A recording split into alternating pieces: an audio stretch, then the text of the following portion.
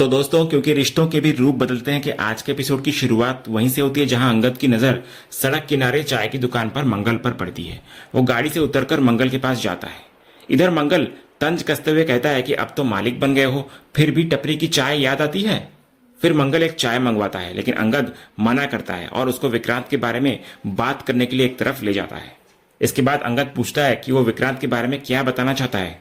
तो मंगल कहता है कि वो वफादार इंसान है, भले ही गलत काम करता हो, लेकिन विक्रांत एक जहरीला सांप है जिसकी वजह से मंगल जेल गया था। मंगल का दावा है कि विक्रांत अंगद का दुश्मन है। अंगद उसे टोकता है कि जिसे वो दुश्मन समझ रहा है वो ऐसा नहीं है। इस पर मंगल तंज कसता है कि अंगद सर बनने के बाद भी वो उसके लिए वही पुराना मजदूर साथी है। मंगल बात को घुमाकर बृंदा और उसके होने वाले बच्चे का नाम विक्रांत से जोड़ने लगता है और कहता है कि ये बात आग की तरफ फैल चुकी है। तो अंगद उसका कॉलर पकड़कर चिल्लाता है, लेकिन फिर उसको छोड़ देता है। तभी मंगल कहता है कि मारने से कुछ नहीं होगा क्योंकि अफवाहें फैल चुकी है। इसके बाद जब अंगद कहता है कि उसे वृंदा और अपने बारे में लोगों की सोच से फर्क नहीं पड़ता, तो मंगल कहता है कि दुनिया तो बोलती रहेगी और हर किसी का मुंह बंद नहीं करवाया जा सकता। फिर मंगल कहता है कि इस सब के लिए उसके पास एक आइडिया है, जिस पर अंगद उसको साफ मना करता है कि उसे उसका कोई आइडिया नहीं सुनना है। इतना बोलकर वो वहां से निकल जाता है। अगले सीन में अंगद जब फैक्ट्री पहुंचता है तो सब खाली मिलता है, कोई वहां पर नहीं होता। सिक्योरिटी गार्ड से पूछने पर उसको पता चलता है कि वृंदा और विक्रांत पीछे वाले हॉल में हैं। ये सुनते ही अंगद दौड़कर हॉल की तरफ जाता है। उसके मन में संदेह और डर का माहौल होता है। इसके बाद जैसे ही अंगद हॉल के अंदर भागते हुए प्रवेश करता है, वहां मौजूद सब लोग चिल्लाते हैं कि सरप्राइज। पूरा हॉल सजा हुआ होता है और सब अंगद को जन्मदिन की बधाई देते हैं। इधर अंगद हैरान नजर आता है। तभी उसका बेटा अक्षय वहां आता है, जिसको देखकर अंगद उसको गोद में उठा लेता है। अंगद पूछता है कि वो वहां कैसे आया, तो अक्षय कहता है कि मम्मी ने बुलाया है। तो वृंदा बताती है कि उसने अक्षय के टीचर से बात करके उसे सिंगिंग क्लास से बुलवाया है। इसके बाद अंगद वृंदा और परिवार के इस प्यार भरे प्लान के लिए सबको शुक्रिया करता है। तभी भारती आगे आती है और अंगद को एक टिफिन देती है। वो कहती है कि उसने उसके लिए कुकर वाला केक बनाया है। भारती कहती है कि इसे बाद में काटना, लेकिन वृंदा जोर देकर कहती है कि नहीं, सबसे पहले हम भारती वाला ही केक काटेंगे और फिर बड़ा वाला केक कटिंग होगी। इसके बाद वृंदा अंगद को कपड़े बदलकर आने के लिए कहती है ताकि सेलिब्रेशन अच्छे से शुरू हो सके। कुछ देर बाद अंगद नए कपड़ों में वापस आता है और फिर बर्थडे केक कटिंग होती है। पूरा हॉल तालियों और बर्थडे विशेष से गूंज उठता है। फिर केक कटने के बाद अंगद सबसे पहला टुकड़ा अपने बेटे अक्षय को खिलाता है। उसके बाद वो प्यार से वृंदा को केक खिलाता है। वृंदा भी उसे केक खिलाकर बर्थडे विश करती है। दोनों के बीच उस पल में फिर से वही अपनापन दिखाई देता है जो पिछले कुछ दिनों से कहीं खो गया था। इसके बाद अंगद वहां मौजूद सभी लोगों को बारी बारी से केक खिलाता हुआ नजर आता है। विक्रांत भी इधर आगे बढ़कर उसको केक खिलाता है और अंगद औपचारिक तौर पर उसको थैंक यू कहता है। इसके बाद विक्रांत एक नई अनाउंसमेंट करता है। वो कहता है कि बर्थडे सेलिब्रेशन के साथ एक और सरप्राइज बाकी है। वो पुराने वर्कर वर्सेस मैनेजमेंट राइवलरी का जिक्र करते हुए एक फन कंपटीशन शुरू करवाता है। इसके बाद वर्कर्स और मैनेजमेंट के बीच डांस परफॉर्मेंसेस होती है। एक तरफ कृपा और रमेश होते हैं, जबकि दूसरी तरफ भारती, नंदू और कजरी अपनी प्रस्तुति देते हैं। सभी लोग पूरे उत्साह के साथ हिस्सा लेते हैं और माहौल काफी खुशनुमा होता हुआ नजर आता है। फिर परफॉर्मेंस खत्म होने के बाद पूरा हॉल तालियों से गूंज उठता है। इसी दौरान वृंदा अंगद से पूछती है कि उसको सरप्राइज कैसा लगा, तो अंगद सच में खुश दिखाई देता है। वो मानता है कि उसे बिल्कुल उम्मीद नहीं थी कि उसके लिए इतना बड़ा आयोजन किया जाएगा। फिर वो मजाक में कहता है कि अगर सरप्राइज इतना अच्छा है तो आगे का डिनर भी यादगार होने वाला है। तो वृंदा कहती है कि आज का दिन सिर्फ बर्थडे नहीं बल्कि उन सबकी मेहनत और साथ का जश्न भी है। उसकी बातों में संतोष और खुशी दोनों दिखाई देते हैं। इसके बाद विक्रांत फिर स्पॉटलाइट अपने हाथ में लेता है और एक स्पेशल डांस की घोषणा करता है। वो अंगद और वृंदा दोनों को स्टेज पर बुलाता है और कहता है कि आज का सबसे खास डांस उन्हीं का होना चाहिए। इसके बाद अंगद और वृंदा एक रोमांटिक परफॉर्मेंस देते हैं।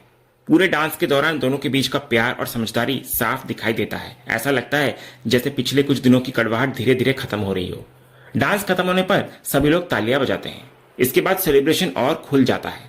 अंगद वर्कर्स की तरफ से भारती, नंदू और कजरी को साथ लेकर डांस करने लगता है, जबकि वृंदा मैनेजमेंट टीम को अपने साथ जोड़ लेती है। धीरे धीरे पूरा हॉल डांस फ्लोर में बदलता हुआ नजर आता है। अक्षय भी सबके बीच मस्ती करता दिखाई देता है और उसकी मौजूदगी माहौल को और खुशहाल बना देती है। लेकिन इसी खुशी के बीच विक्रांत अपनी अगली चाल चलता है। जब कृपा वृंदा के साथ डांस कर रही होती है तो कृपा जानबूझकर ऐसा माहौल बनाती है कि वृंदा का संतुलन बिगड़ जाए। वो अपना पैर उसके पैर के ऊपर रख देती है तो वृंदा गिरने ही वाली होती है कि विक्रांत तुरंत उसको पकड़ लेता है। उस पल में दोनों काफी करीब दिखाई देते हैं और यही नजारा कई लोगों की नजरों में आ जाता है। सबसे बड़ी बात यह होती है कि अंगद भी ये सब देख लेता है। इसके बाद अंगद तुरंत आगे बढ़कर वृंदा को संभालता है और विक्रांत से छुड़ाता है और उसकी तबीयत के बारे में पूछता है कि वो ठीक तो है ना। तो वृंदा बिल्कुल सामान्य तरीके से कहती है कि वो गिर रही थी, लेकिन मिस्टर ठाकुर ने उसे बचा लिया। उसके लिए ये एक साधारण घटना होती है, लेकिन आसपास मौजूद लोगों के लिए ये फिर से चर्चा का विषय बन जाता है।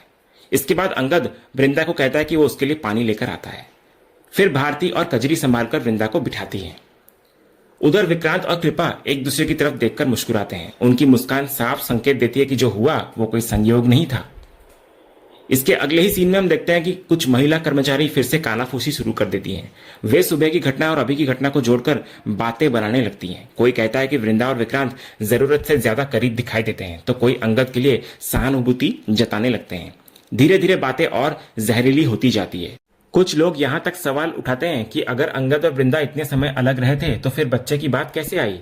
यही वो पल होता है जो सबसे ज्यादा खतरनाक साबित होता है, क्योंकि इस बार ये सारी बातें अंगद खुद सुन लेता है। बाहर से वो शांत खड़ा रहता है, लेकिन अंदर ही अंदर उसका गुस्सा और बेचैनी बढ़ने लगती है। वो सीधे वृंदा के पास नहीं जाता, बल्कि एक वेटर को पानी की बोतल देकर उसको पहुंचाने के लिए कहता है।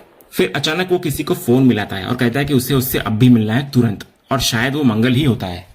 अगले सीन में अंगद तुरंत मंगल के पास पहुंचता है। वो खुद को रोक नहीं पाता और मंगल से उस आइडिया के बारे में पूछता है जिसका उसने पहले जिक्र किया था।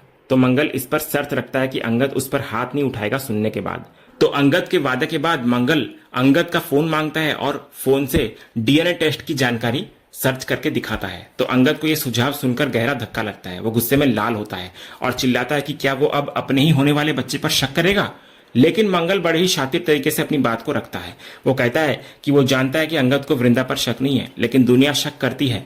मंगल उसको उकसाता है कि आज के दौर में ये बहुत सामान्य बात है और समाज का मुंह बंद करने का एकमात्र तरीका सबूत है। इसके बाद वो जमशेदपुर पॉलीक्लिनिक का नाम लेकर उसे इस टेस्ट के लिए उकसाता है कि वो वहां पर जाकर टेस्ट करे। तो अंगद इस अपमानजनक विचार को पूरी तरह नकार कर वहां से निकल जाता है। अगले सीन में अंगद घर पहुंचता है, लेकिन उसके मन में उथल पुथल मची होती है। वो अपने कमरे में लेटता है, लेकिन उसकी आंखों के सामने पिछले सारे वाक्य फिल्म की तरह घूमने लगते हैं।